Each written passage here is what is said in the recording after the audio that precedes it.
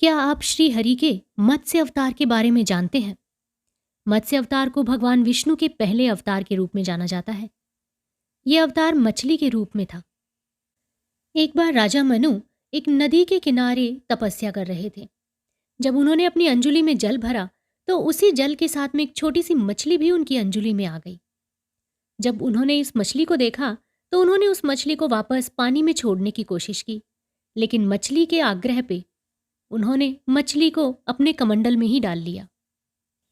लेकिन अगले ही दिन मछली का आकार बढ़ने लगा और मछली के पुनः आग्रह करने पर राजा ने उसे कमंडल में से निकालकर एक मटके में डाल दिया। किंतु मटके में भी मछली का आकार बढ़ने लगा। इसके बाद राजा ने उसे निकालकर एक छोटे तालाब में डाला, लेकिन आकार बढ़ता ही गया।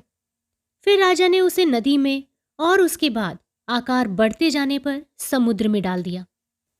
किंतु राजा को आश्चर्य तब हुआ जब उसने देखा कि मछली का आकार समुद्र में भी बढ़ता जा रहा है। इसके बाद मछली ने राजा से आग्रह किया कि राजन, समुद्र भी मेरे लिए छोटा पड़ रहा है, कृपया करके मेरे रहने की उचित व्यवस्था कीजिए। ये बात सुनकर राजा काफी विस्मित हो उठे। उन्होंने तो आज तक ऐसी मछली नहीं देखी थी जिसका आकार इस रफ्तार से बढ़ता जाए। वो विस्मय भरे स्वर में बोले कि मेरी बुद्धि को विस्मय के सागर में डुबो देने वाले आप कौन हैं? मत्स्य ने उत्तर दिया, राजा, हयग्रीव नामक दैत्य ने वेदों को चुरा लिया है। जगत में चारों ओर अज्ञान और अधर्म का अंधकार फैला हुआ है। मैंने हयग्रीव को मारने के लिए ही मत्स्य का अवतार धारण किया है। आज से 7वें दिन पृथ्वी प्रलय के चक्र में फिर जाएगी। समुद्र उमड़ उठेगा, भयानक बारिश होगी और सारी पृथ्वी पानी में डूब जाएगी। यहां पर पानी के अलावा कुछ भी नहीं बचेगा। आपके पास में एक नाव पहुंचेगी। आप सभी अनाजों और औषधियों के बीजों को लेकर सप्त ऋषियों के साथ और दुनिया में जितने भी अच्छे लोग हैं उन्हें उस नाव पर लेकर बैठ जाइएगा। मैं उसी समय आपको पुनः दिखाई पड़ूंगा और आपको आत्म तत्व का ज्ञान प्रदान करूंगा। राजा उसी दिन से हरि की तपस्या करने लगे।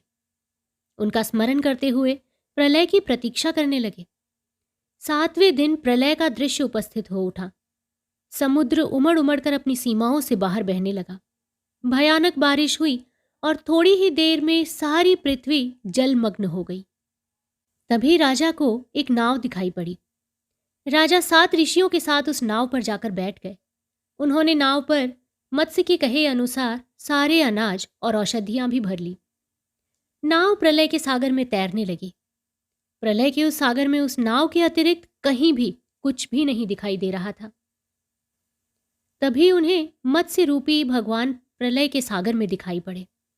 उन्होंने उनकी आराधना करनी शुरू करी और भगवान से आत्मज्ञान पाकर राजा का जीवन धन्य हो उठा। जब उस प्रलय का प्रकोप शांत हुआ तो मत्स्य रूपी भगवान श्रीहरि ने हयग्रीव को मारकर उससे वेद छीन लिए। भगवान ने वो वेद ब्रह्मा जी को पुनः सौंप दिए।